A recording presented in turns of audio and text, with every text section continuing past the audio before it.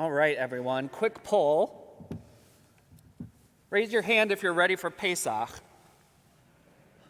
Wow, okay, impressive. Very good. Okay, so someone who just raised their hand, one of the bold people who raised their hand, shout out to me. How are you ready? What have you done? What's your prep? Now it's quiet. Everyone's ready. That's great. I mean, for those of you who have started cleaning, started koshering, started cooking, making your guest list, all of those things, mazel tov, truly. And it's a good place to be in. I'm going to do this now a little bit differently. I'm going to ask a similar question, but a little bit different. Raise your hand if you're ready for liberation. Very nice. Raise your hand if you're spiritually ready, spiritually prepared to leave Egypt. All right. Raise your hand if deep in your soul and deep in your heart, you're spiritually prepared to live the story of redemption. Beautiful. If you have your hand up, stick around after services because you are now on the clergy team. Mazel tov, and you are now my rabbi, so congratulations as well. Pesach is big. It is big, which is why we call this Shabbat HaGadol. It is the big Shabbat, the great Shabbat, the lofty Shabbat, because it is meant to help get us ready for what's about to come. And notice what's implied here. This Shabbat is meant to get us ready for what is about to come. And of course, we know that on Shabbat, we are prohibited from work. We're prohibited from labor. That is to say, we are free from work, free from labor. Which means that on Shabbat, we don't kosher our kitchens. We don't make our tzimis or our sweet potato kugel. We can't clean our houses or write down a to-do list. So how is this day meant to prepare us for this coming Friday night? How is Shabbat HaGadol supposed to get us ready for Friday night, for Seder? The answer, I think, is that it reminds us, or it's meant to remind us, that Pesach is about so much more than just the physical preparations. And just as a quick aside, I think it's also a good reminder that everything, literally everything that we do in Judaism that has a physical component to it has a larger, deeper, and more meaningful spiritual significance under the surface. Ritual, physical engagement with our tradition is the tip of the iceberg that's peeking out of the water. It's what we see. It's the surface level. But the iceberg itself continues deep into the ocean below. 90% of it, if not more, is underwater, invisible to us. So too is the car of our tradition, the essence of our tradition, of what it means to be Jewish. And so Pesach, which is already so visible, so filled with so many things that we have to do, so many physical preparations, so much tangible things that we see. Cleaning, koshering, removing chametz, the fast of the firstborn, sedarim, matzah, all of that is just what we can see.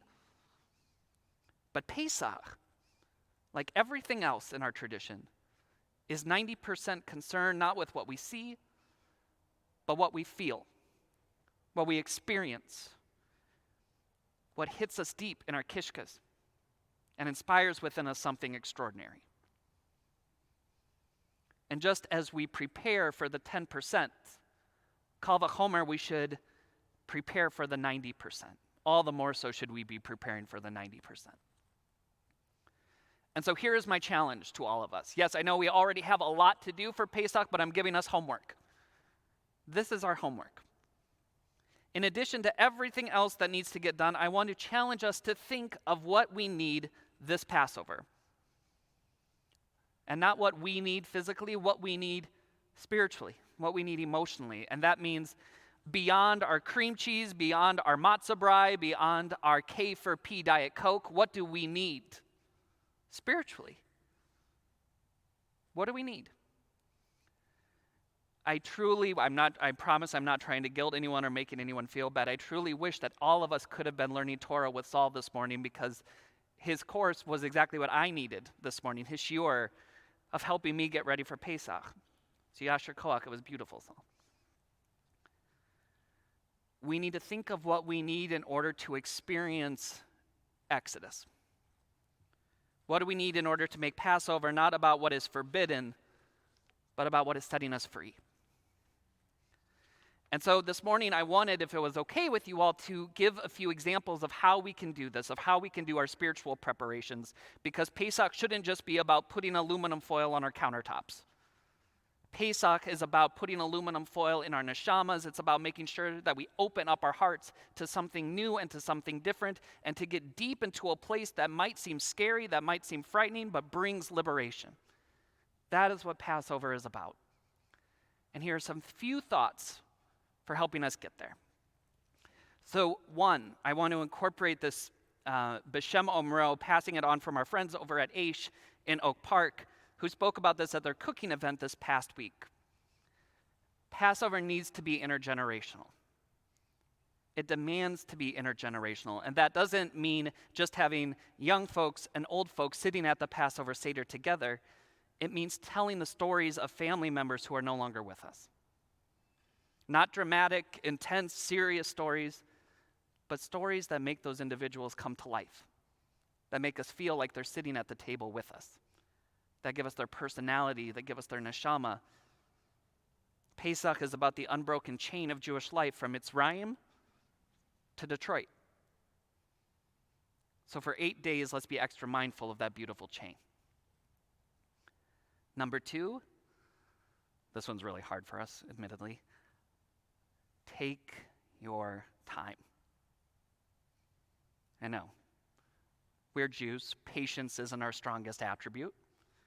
And I get it, especially during Seder, we want to eat. I get it. The question, the fifth question is, when are we eating, right?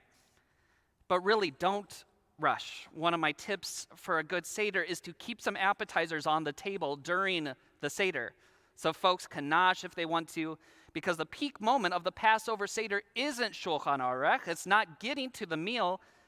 The peak moment of the Pesach Seder is Magid. It's when we get to the story. It's telling the story of who we are, where we came from, and where we are now. Magid isn't about the past.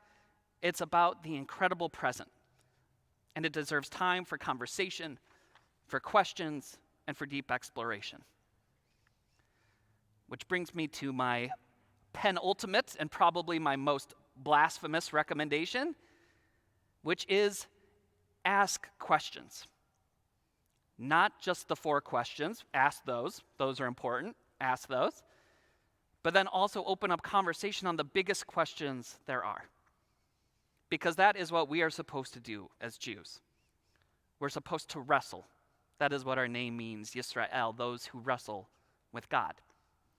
And while we're reading about plagues, about the deaths of innocent Egyptian children, about wrath, about slavery, we're not just allowed, but in fact commanded to ask about all of it and more.